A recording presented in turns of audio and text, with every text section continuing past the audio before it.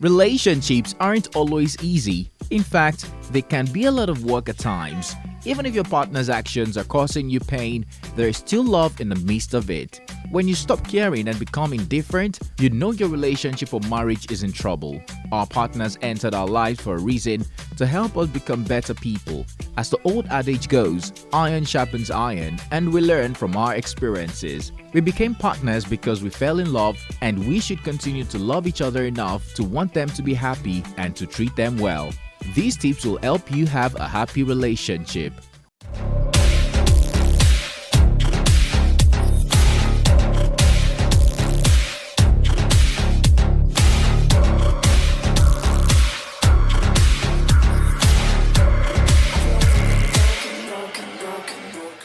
You're welcome to Info Bust Up YouTube channel, where we keep you up to date with the latest news trends and info in Nigeria and Africa.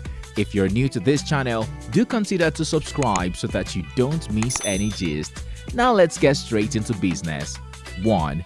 Make sure your relationship is safe.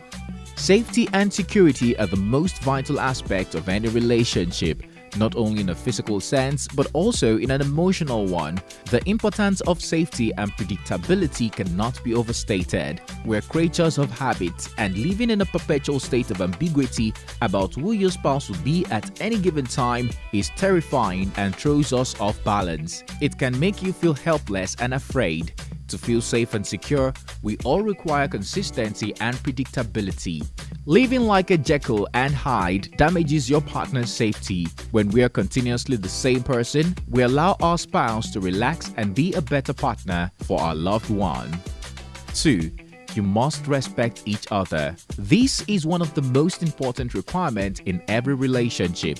There can be no equality or harmony if there is no respect.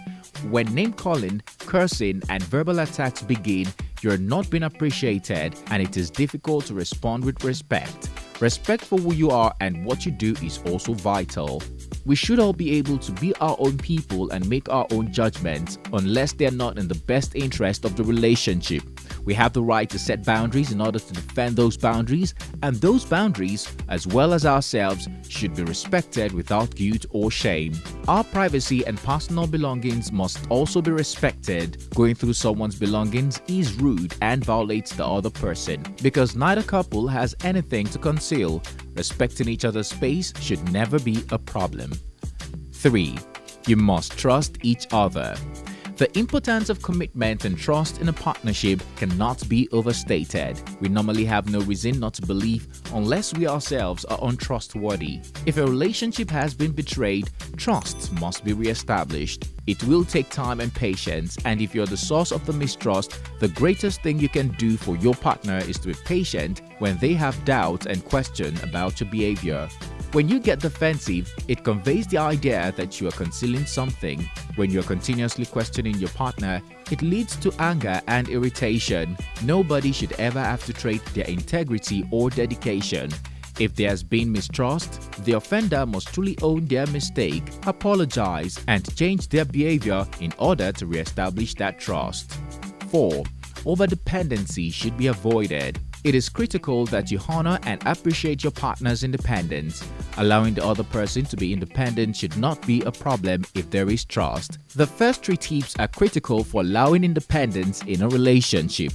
We need to make sure that we are not fully dependent on our partner and that we have some hobbies of our own.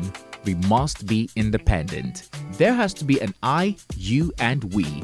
We need time for ourselves, time with family and friends, and time for one another. If we lack the balance, we can get resentful and swing to the opposite side of the pendulum. The most important time away from your relationship is time spent nourishing yourself. Do something lovely for yourself, such as getting a massage, participating in sports, journaling, or going on a walk. This is where your sanity comes into play. If you can't keep your cup full, you'll have nothing to offer your companion. It may be as simple as a 40-minute car ride, some girl guide discussion with a friend, or simply some alone time. Whatever it is, you must allow it for yourself while still acknowledging that your partner requires it. When we achieve that, we are usually able to return to the relationship as a happier, more loving person. 5. Both of you must self-actualize. If you're not growing, you're decaying, and this applies to all living things. We're designed to continue learning and growing as we age, and the person with whom we spend our lives is the one with whom we should be growing. When one partner decides to cease growing on his or her own as well as a peer, it can wreak havoc on a relationship. We're continually presented with opportunities to learn and grow, and when we adopt a blame-based mindset and refuse to examine ourselves and our roles, we have initiated the rotting process. When we are constantly blaming and feeling like a victim, we become stagnant and fall behind. We all bear some responsibility in any disagreement, and it is critical to be able to self-reflect and accept our fair part.